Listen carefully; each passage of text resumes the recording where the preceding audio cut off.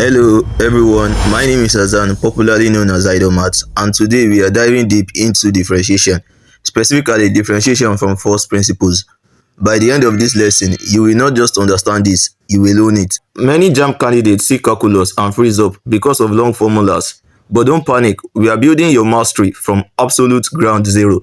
Let's start with the foundation. Imagine you're traveling from Lagos to Ibadan.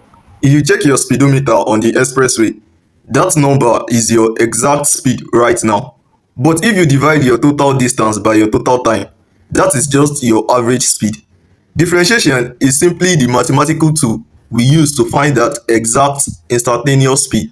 Look at this curve. To find the exact slope at point P, we first pick another point Q. The line connecting them represents an average rate of change. But watch closely as we bring Q closer and closer to P. The horizontal distance between them, which we can call h, shrinks to zero. Bam! The line becomes a tangent, touching just one point. That is different from the first principles. We are just shrinking h to zero to find the exact rate of change at a single instant. Now, let's arm you with a formula you must know. Let's apply our new trick to a standard exam question. Find the derivative of y equals 4x cubed minus 2x squared plus 7x minus 5. We tackle it term by term using the power rule. First term, bring the 3 down to multiply the 4, giving us 12, and subtract 1 from the power to get x squared. Second term, 2 times minus 2 is minus 4. Power becomes 1, so just x. The derivative of 7x is simply 7. And listen to this, the derivative of any constant standing alone is simply 0. It vanishes, and just like that, in less time than it takes to read the question, you have your final answer. Now, let's level up. Same concept, different wrapper. JAMBs love to throw in hidden fractions to confuse you. Find the derivative of y equals 3x squared minus 4 over x. Watch the trick before we apply the power rule. We must rewrite that fraction. 4 over x become 4x to the power of minus 1. Beautiful. Now, we differentiate term by term. First term, 2 times 3 is 6, giving us 6x. Second term, bring down that minus 1 to multiply minus 4, which turns into plus 4, and subtract 1 from the power to get x to the minus 2. Bring it back down to its original fraction form, and boom, flawless, precise, and incredibly fast. Wait, before the final challenge, you must see the number one mistake students make under pressure. Find the derivative of y equal pi squared.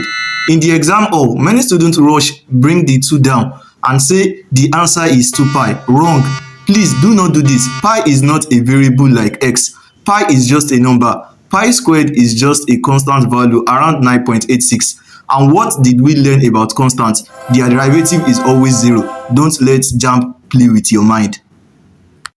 We are not done yet. JAMB examiners love setting traps, and the square root trap is their favorite. Find the derivative of y equals 3 root x. Many students freeze here because there is no obvious power. But remember, a square root is just a hidden fraction. First, we write the square root as x to the power of half. Now, apply our power rule. Bring the half down to multiply the 3, giving us 3 over 2. Now, subtract 1 from the power. Half minus 1 is minus half, so we have 3 over 2 times x to the minus 1 half. To finish strong back, push that negative power back down to the denominator to become a positive square root again. Final answer, 3 over 2 root x. Trap successfully avoided. Now, it's your turn. Look at this real JAMB question on the board. Pause the video right now. Apply the power rule hack we just learned and drop your final answer in the comments below. Let's see who gets it first. Remember to subscribe for more idle math lesson. Trust me, JAMB is not hard. You just need the right teacher. I will see you in the next class.